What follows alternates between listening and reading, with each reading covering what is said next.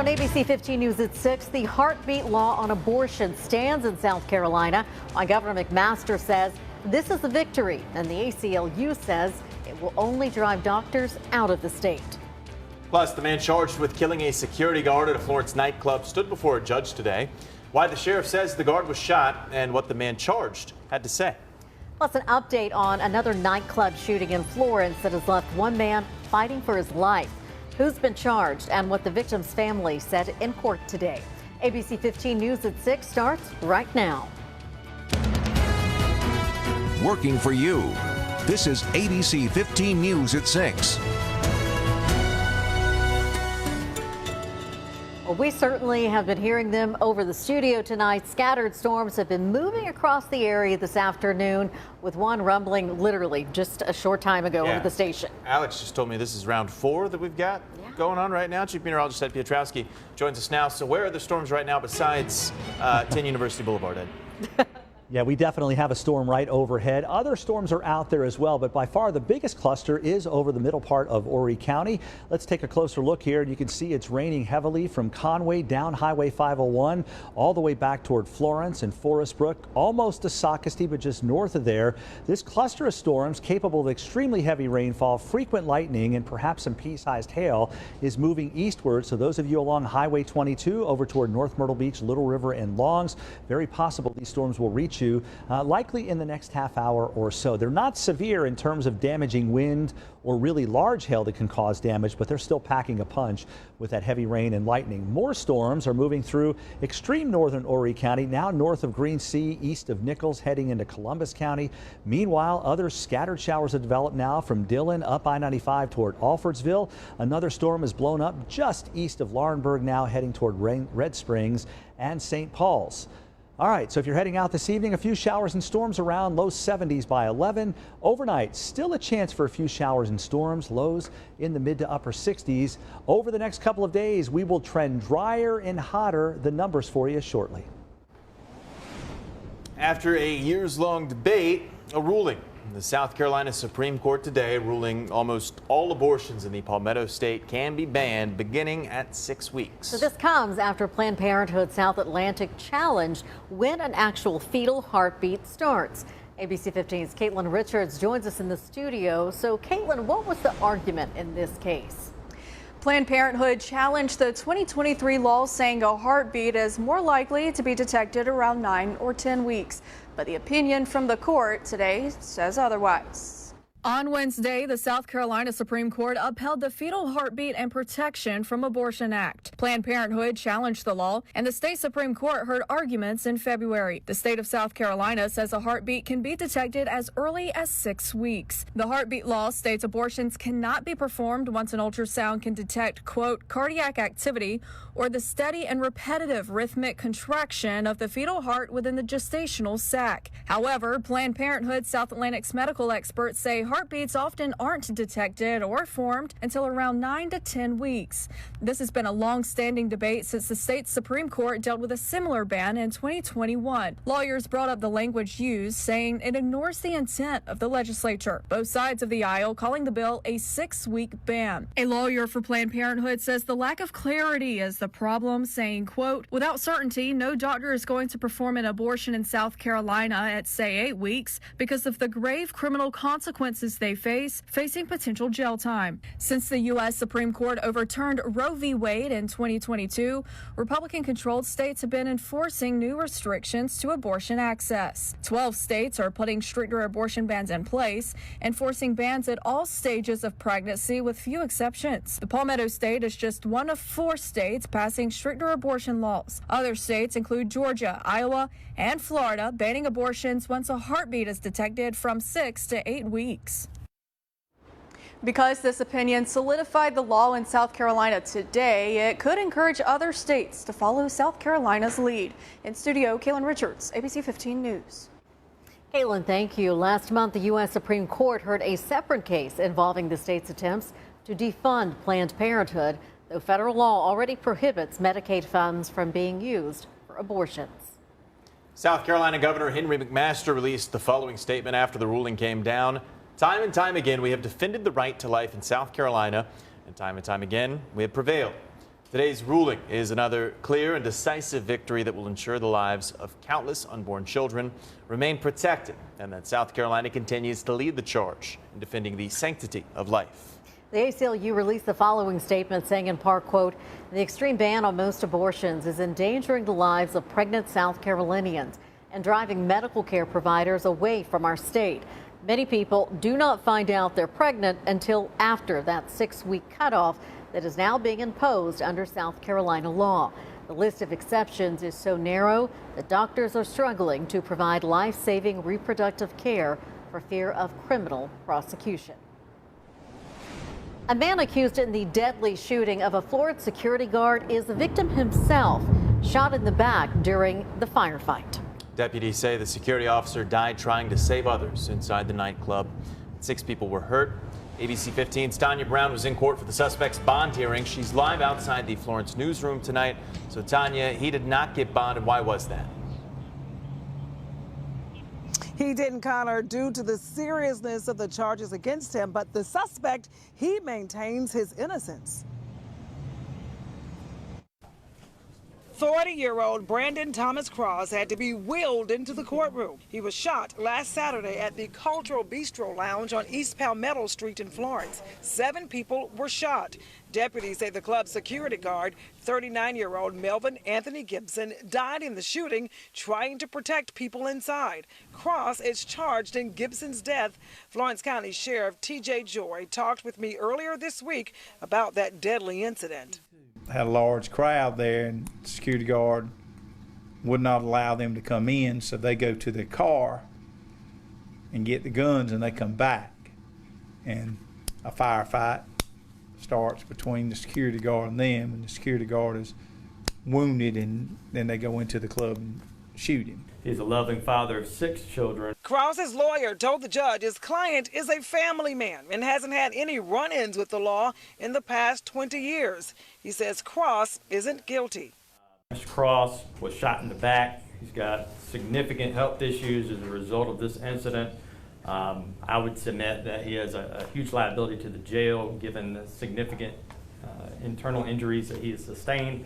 But certainly, again, he maintains his innocence, and we look forward to zealously representing him in this matter. All right, thank you.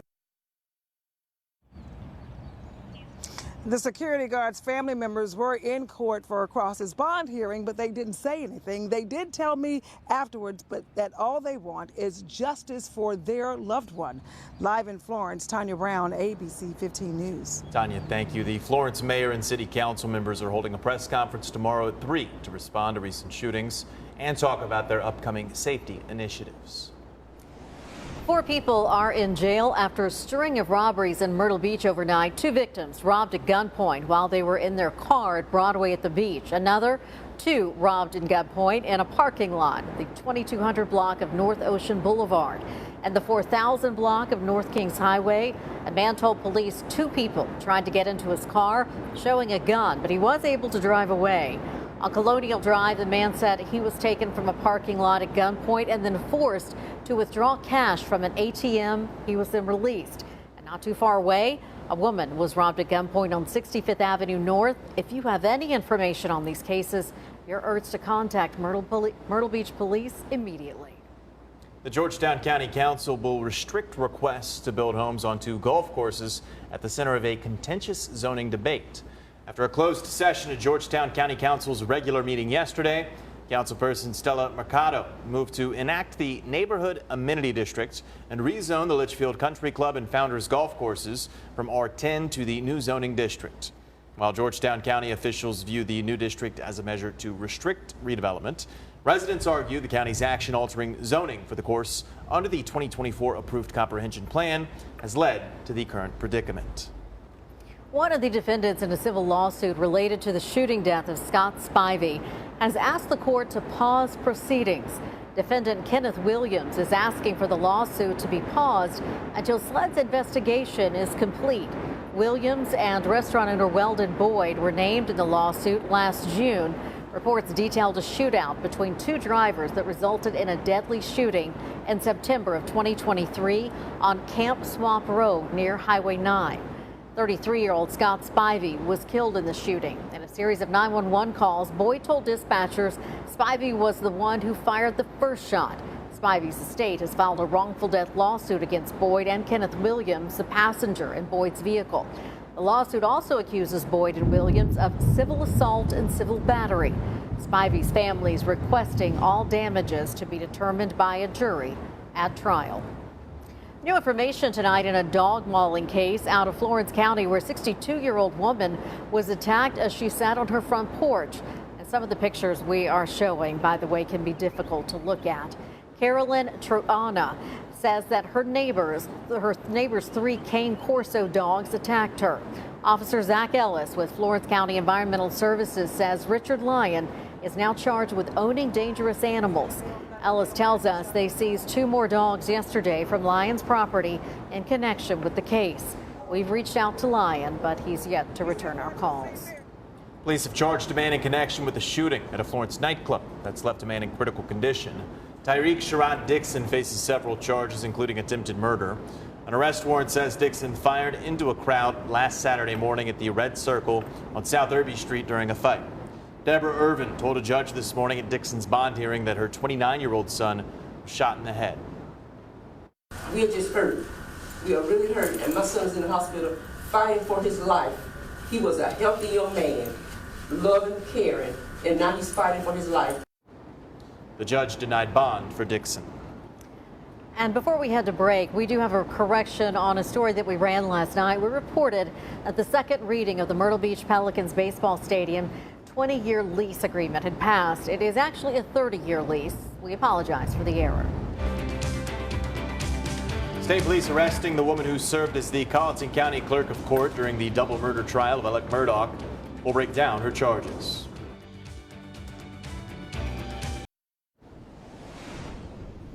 Becky Hill, the former Colleton County Clerk of Court during the Alec Murdaugh double murder trial, is now facing felony charges. Hill went before judges in Colleton and Richland counties for her bond hearings today. Claire Weber with our Sinclair sister station breaks down what she's accused of. More than 2 years after Alec Murdaugh was found guilty for murdering his wife and son, the clerk of court who oversaw the trial has been arrested.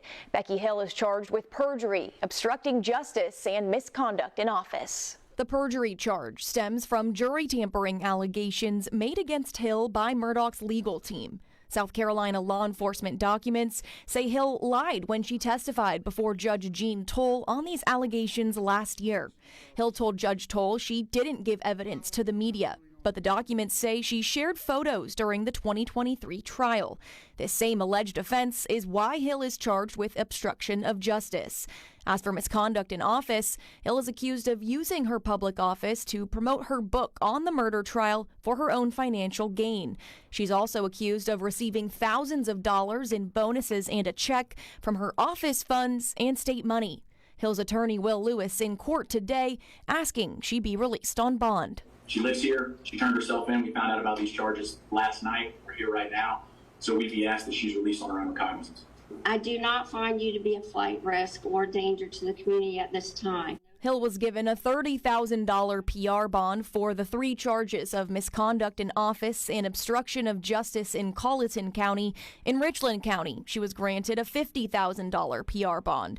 This means Hill doesn't have to pay any money up front.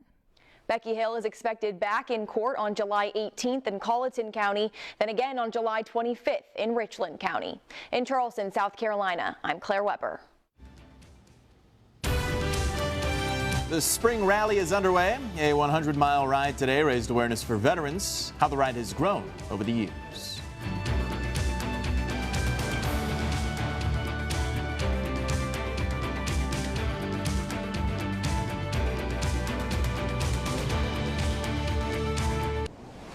The Myrtle Beach Spring Rally started last Friday, and today they finally had a rain-free day until recently. They held Crude's famous 14th anniversary veteran ride. The 100-mile escorted ride went through Georgetown County and back to Conway to raise awareness for veterans and bikers. The annual event started in 2011 with just 14 bikers and has grown to over 200. The veterans in our country, they don't get the recognition that they deserve, and I believe that, you know, every little bit helps, and that's what I'm trying to do here today. All proceeds from today's event will benefit Home for Troops, an organization dedicated to building and donating specially adapted custom homes nationwide to injured veterans. Well, it has been storming here at the studios just to the east of Conway for nearly 2 hours now, and it's not from one storm. As a storm moves on, it puts down what we call an outflow boundary. That spreads out. It's generating additional storms behind it. This is the latest storm right here that's producing some pea-sized hail out near Carolina Forest, or actually Coastal Carolina University here in the last 10 minutes or so. Heavy rain near and east of Conway, right over our studios, all the way down to near and just north of Carolina Forest. We'll see if anything redevelops behind this as we head through the next 20 or 30 minutes or so. But if this is the end, that should move off the coast within the next 30 to 45 minutes or so. Then we've got some scattered showers in northeastern parts of Marion County, also in Dillon and Robeson counties. These are producing some briefly heavy rain, but nothing like what we're seeing from Conway to Carolina Forest right now. So Futurecast shows at 7 o'clock, not a whole lot going on, but another disturbance rolling through could generate a few showers and storms later on this evening and toward midnight. And even then, we may not be done. Again, these disturbances moving through and enough humidity. Don't be surprised if you hear some thunder or see some lightning around 3 o'clock in the morning. As we head toward 4 and 5, anything that's out there should move off the coast. Very slim chance of a shower on Thursday morning. Then the drier air pours in, and that will give us lots of sunshine as we head through the rest of the day, and likely no rainfall. Here is your forecast for your Thursday. Mid to upper 60s in the morning with a slim chance of a shower around 7 a.m. Looks dry and low to mid 80s as we head through noon. We're approaching 90 tomorrow afternoon inland and mid 80s at the coast. And right now does look like it's going to be nice and dry. And the heat, once it gets here, is going to stick around right on through the weekend and into the early part of next week as well. Take a look at the numbers here. You can see what I'm talking about. For the next 4 days after tomorrow, Friday up near 90 on the beaches. We're 91 to 93 inland. Still in the low 90s on Saturday afternoon inland, upper 80s at the beaches, and it stays pretty hot into Sunday and Monday as well with very little to no rainfall. Here's your 10-day forecast, and the Little River Blue Crab Festival in town Saturday, Sunday looks pretty good. Upper 80s, mid 80s, and looks pretty dry for the early part of next week. Inland near 90 on Thursday, low 90s on Friday and Saturday, and still near 90 on Sunday. It's time for Ed's Window to the World, sponsored by Palmetto Furniture Company. All right, how many times do you see a shark like this jumping out of the water? What is that? That is a 13-foot thresher shark, and probably 6 feet of that is the tail. Yeah, it looks like Amazing. a stingray and an orca and a shark all came together. They did, but what a great accessory. Yeah, John McCarver shot this 30 miles off of Cherry Grove. What an incredible. I've never seen one of those above ground or above water or in water. But I wonder if that's typically like way offshore. I've never seen one. I think we've seen thresher sharks pretty close to the piers even. So not maybe leaping out of the water like that, but pretty impressive. Wow, There's a lot that goes on in the ocean. That we don't know about. Yeah. Exactly. Or at least me. The Coastal softball team on their way to North Carolina, feeling quite good about their chances of moving on to a super regional. We got that and more up next in sports.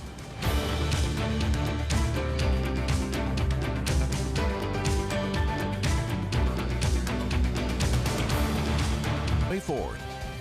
Coastal ladies boarded the bus this afternoon for their trek to the Tar Heel State. The Shots making their way to the Duke Regional with aspirations of winning the event and punching their ticket to the Supers. Coming off the most productive week of the season, expectations higher now than at any point over the past several years. The region does have some heavy hitters with Duke and Georgia, but make no mistake, this team believes, and rightfully so, after knocking off several Power 4 programs throughout the year.